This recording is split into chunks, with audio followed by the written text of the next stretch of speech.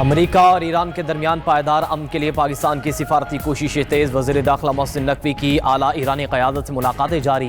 محسن نقوی کی ایرانی وزیر خارجہ عباس عراقچی سے دوسری بار ملاقات۔ ایران اور امریکہ کے درمیان جاری بالواسطہ مذاکرات پر تفصیلی گفتگو ہوئی۔ اہم بیٹھک میں دو طرفہ تعلقات اور دیگر امور پر بھی تبادلہ خیال کیا گیا۔ تہران میں محسن نقوی ایرانی ہم منصب سکندر مومنی سے بھی ملے۔ یہ ان کی ایرانی وزیر داخلہ سے 24 گھنٹے میں دوسری ملاقات تھی۔ ایرانی میڈیا کے مطابق ملاقات میں دونوں رہنماؤں کے درمیان خطے کی موجودہ حالات پر مشاورت ہوئی۔ گزشتہ روز محسن نقوی ایرانی صدر مسعود پزشکیان اور پاسداران انقلاب کے جنرل احمد وحیدی سے بھی ملے تھے۔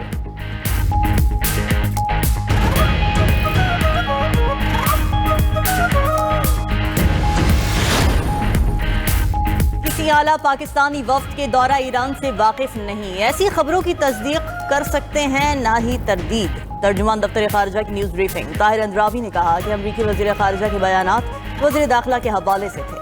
پاکستان ایرانی قیادت اور صدر پزشکیان سے رابطے میں ہے۔ ہم امریکہ ایران امن عمل میں سہولت کاری فراہم کر رہے ہیں۔ نائب وزیر اعظم اسحاق ڈار کے عالمی سطح پر رابطے جاری ہیں۔ امریکہ نے ایران پر حملے کیے، پاکستانی ایئر اسپیس نہیں مانگی۔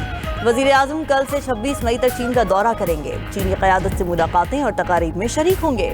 یہ بھی کہا کہ سنتاس معاہدے سے نکلنے کی کوئی شک نہیں، ہم اپنے پانی کے ایک قطرے پر بھی سمجھوتا نہیں کریں گے۔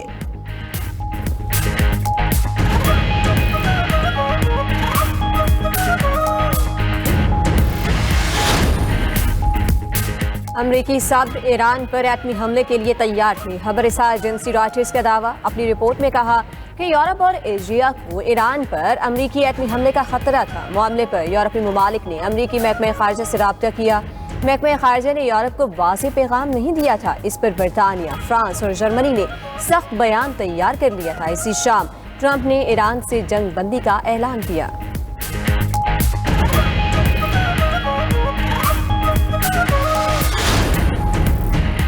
ایران سے یورینیم لے کر تباہ کر دیں گے، انہیں کسی صورت جوہری ہتھیار نہیں بنانے دیں گے۔ امریکی صدر ڈونلڈ ٹرمپ کی گفتگو، کہا کہ ایران سے مذاکرات جاری ہیں، یہ تنازع جلد ختم ہو جائے گا۔ یہ دعویٰ بھی کیا کہ آبنۂ ہرمز کا کنٹرول امریکہ کے پاس ہے، ایران کو آبنۂ ہرمز سے ٹیکس نہیں لینے دیں گے۔ امریکی نیوی بہت اچھا کام کر رہی ہے، ناکہ بندی کی وجہ سے کوئی بھی جہاز ایران نہیں جا پا رہا۔ امریکی وزیر خارجہ مارکو روبیو بولے کہ ٹرمپ کی ترجیح ایران سے اچھی ڈیل ہے، حد سے زیادہ پر امید نہیں ہو سکتے۔ امریکہ ایران مذاکرات کے لیے پاکستانی وفد تہران پہنچ رہا ہے۔ ایران کے ساتھ معاہدے کے لیے مثبت اشارے ملے ہیں۔ آبنۂ ہرمز سے ٹیکس کا نظام نافذ ہوا تو معاہدہ نہیں ہوگا۔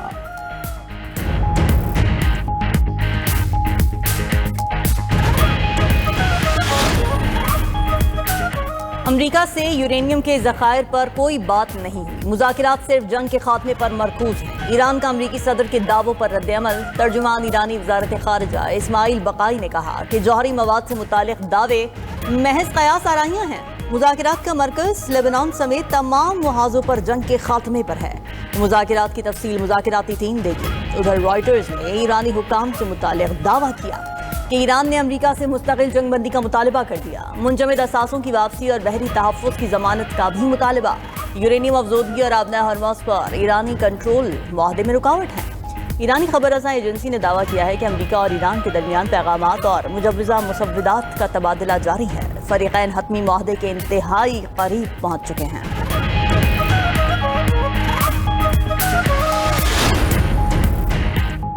وزیر اعظم شہباز شریف سے قطری کاروباری وفد کی ملاقات۔ اس موقع پر وزیر اعظم نے کہا کہ قطر پاکستان کا دیرینہ دوست ہے، اس نے ہر مشکل وقت میں پاکستان کا ساتھ دیا۔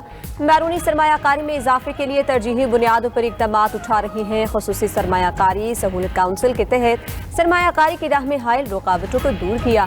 سیاحت اور ریئل اسٹیٹ اور تعمیرات کے شعبے میں سرمایہ کاری کی وسیع استعداد موجود ہے۔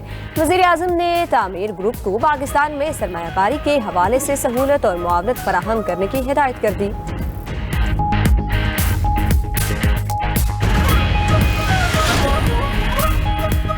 ڈرگ ڈیلر انمول عرف پنکی کو جوڈیشل ریمانڈ پر جیل بھیج دیا گیا۔ 18 مقدمات میں ریمانڈ کے لیے ملزمہ کو جیل میں قائم عدالت میں پیش کیا گیا۔ عدالت نے پولیس کی ملزمہ کے جسمانی ریمانڈ کی درخواست مسترد کر دی۔ کراچی کے 4 تھانوں پولیس ملزمہ کو سخت سیکیورٹی میں عدالت لے کر گئی۔ ملزمہ پنکی کے خلاف قتل اور منشیات کے کاروبار کے مقدمات درج ہیں۔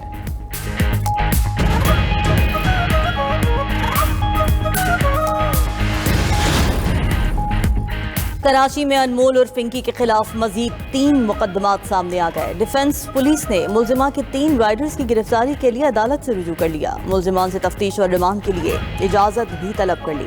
ادھر ڈرگ ڈیلر انمول اور پنکی نیٹ ورک کے گرد گھیرا تنگ، پولیس نے 2 غیر ملکی منشیات ڈیلرز کو گرفتار کر لیا۔ تفتیشی ذرائع کے مطابق گرفتار غیر ملکی افریقی باشندے ہیں جو لاہور میں پنکی کا کاروبار چلاتے تھے۔ تفتیشی حکام نے پنکی کے موبائل رابطوں کا ریکارڈ حاصل کر کے تحقیقات کا دائرہ وسیع کر دیا۔ مختلف شہروں میں موجود ممکنہ سہولت کاروں کی معلومات اکٹھی کی جا رہی ہیں۔ مومنہ اقبال کا کیس لاہور آفس دیکھ رہا ہے، اس کیس کو جلد حل کر لیں گے۔ ڈی جی این سی سی آئی اے سید خرم علی کی نیوز کانفرنس، کہا کہ مومنہ اقبال کیس میں این سی سی آئی اے نے کوئی تحقیق نہیں کی۔ مومنہ اقبال خود کراچی میں تھی، جیسے ہی لاہور آئیں کارروائی کا آغاز ہو گیا۔ مزید کہا اہم شخصیات کا ڈیٹا بیرون ملک ایجنسیوں کو فروخت کرنے والا گینگ پنجاب سے گرفتار کر لیا۔ جنوبی پنجاب سے گرفتار کیے گئے 4 رکنی گینگ میں 2 خواتین بھی شامل ہیں۔ سندھ اسمبلی میں پاک چین دوستی پر متفقہ قرارداد منظور۔ ایوان میں اظہار خیال کرتے ہوئے سینئر وزیر سندھ شرجیل انعام ایمن نے کہا کہ چین نے ہر مشکل میں پاکستان کا ساتھ دیا۔ کراچی سے بڑے پیمانے پر چین کے ساتھ تجارت ہو رہی ہے، پاک چین کی دوستی ہمیشہ برقرار رہے گی۔ آصف علی زرداری نے سی پیک کی بنیاد رکھی، صدر مملکت نے چینی زبان کو نصاب میں شامل کیا۔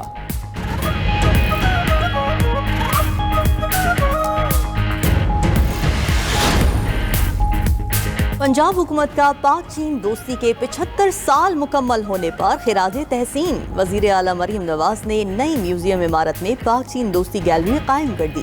سینئر صوبائی وزیر مریم اورنگزیب اور چینی جنرل قونصل نے کلچرل نمائش کا افتتاح کیا۔ تقریب میں چینی قونصل جنرل، حکومتی شخصیات اور اسلام آباد سے آئے مہمانوں کی شرکت۔ مریم اورنگزیب نے پاک چائنا سفارتکاری کے حوالے سے تصویری جھلکیوں کا جائزہ لیا۔ سینئر وزیر پنجاب نے کہا کہ پنجاب معاشی جدت میں چین کا شراکت دار بنے گا۔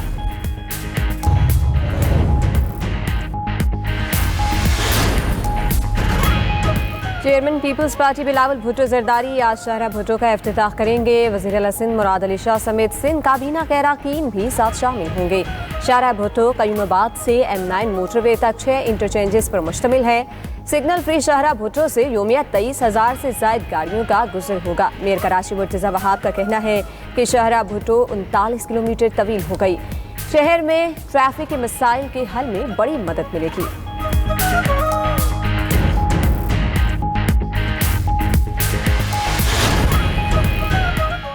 وزیر اطلاعات عطاءاللہ تارڑ سے بنگلہ دیش کے سینئر سول سروس افسران پر مشتمل وفد کی ملاقات۔ باہمی دلچسپی کے امور، گورننس کے نظام، انتظامی اصلاحات اور ادارہ جاتی استعداد کار میں بہتری سمیت مختلف پہلوؤں پر تبادلہ خیال کیا گیا۔ عطا تارڑ نے پاکستان اور بنگلہ دیش کی سول سروسز کے درمیان ایگزیکٹو ڈیولپمنٹ پروگرام کو حالیہ دہائیوں میں ہونے والی اہم پیش رفت قرار دیا۔ کہا کہ پاکستان دوست ممالک کے ساتھ ادارہ جاتی تعاون اور تجربات کے تبادلے کو خصوصی اہمیت دیتا ہے۔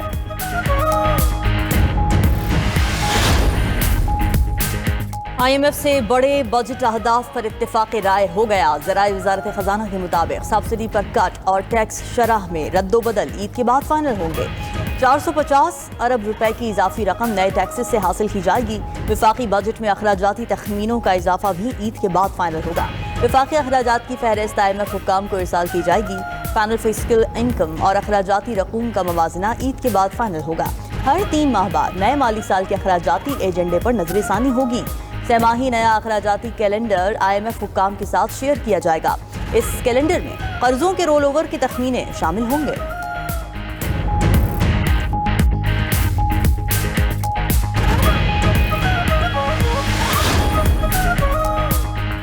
پاکستان بزنس کونسل نے موجودہ ٹیکس نظام کو سرمایہ کاری کے لیے نقصان دہ قرار دے دیا۔ مرحلہ وار اور کاروبار دوست ٹیکس اصلاحات کی سفارش کر دی۔ کاروباری لاگت کم اور ٹیکس نیٹ وسیع کرنے کا مطالبہ کر دیا۔ پاکستان بزنس کونسل کا کہنا ہے کہ موجودہ ٹیکس نظام سرمایہ کاری کے لیے نقصان دہ ہے۔ پاکستان میں ٹیکس کی شرح ایشیا میں بلند ترین ہے۔ بھاری ٹیکسز کے باعث سرمایہ بیرون ملک منتقل ہو رہا ہے۔ اسلام آباد میں نیوز کانفرنس کے دوران تاجر رہنما کاشف چودھری نے کہا کہ جائیداد کی خرید و فروخت پر ظالمانہ ٹیکس ختم کیا جائے۔ جائیداد کی خرید و فروخت پر 1% ٹیکس لگایا جائے۔ صنعتوں کا پہیہ چلانے کے لیے سپر ٹیکس ختم کیا جائے۔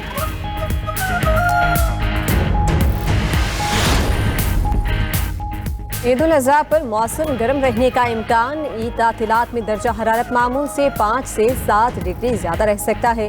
محکمہ موسمیات کا کہنا ہے کہ پیر سے ملک میں ہیٹ ویو کا آغاز ہوگا۔ 26 سے 31 مئی تک گرمی کی شدت میں اضافہ ہوگا۔ ملک کے بیشتر علاقوں میں آج بھی موسم خشک اور گرم، ملک کے میدانی علاقے شدید گرم رہنے کا امکان۔ کراچی سمیت اندرون سندھ بھی پارہ ہائی رہے گا۔ بلوچستان کے بیشتر اضلاع میں موسم خشک اور گرم، سبی میں زیادہ سے زیادہ درجہ حرارت 45 اور تربت میں 43 ڈگری رہے گا۔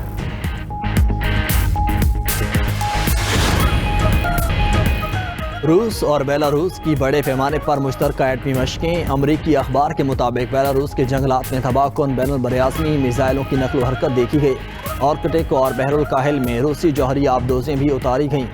غیر معمولی فوجی طاقت کے مظاہرے سے مغربی ممالک اور یوکرین پریشان۔ روسی صدر ولادیمیر پیوٹن نے کہا کہ جوہری مشقوں کے تمام اہداف حاصل کر لیے گئے۔ روس اسلحے کی دوڑ میں نہیں پڑنا چاہتا۔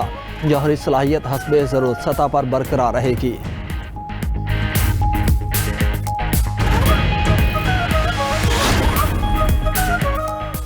امریکی صدر کا پولینڈ میں 5000 اضافی فوجی تعینات کرنے کا اعلان۔ ٹرمپ کا کہنا ہے کہ پولینڈ میں جلد امریکی فوجی تعینات ہوں گے۔ صدر ٹرمپ نے پولینڈ کے صدارتی انتخابات میں کارول ناویروکی کی حمایت کی تھی۔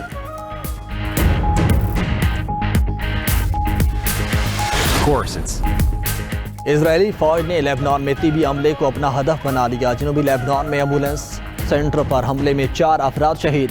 اسپتال پر بمباری سے ICU اور ایمرجنسی وارڈ تباہ ہو گئی۔ طبی عملے کی خواتین سمیت 9 افراد زخمی۔ دوسری طرف حزب اللہ کا اسرائیلی فوج پر راکٹ حملوں کا دعویٰ۔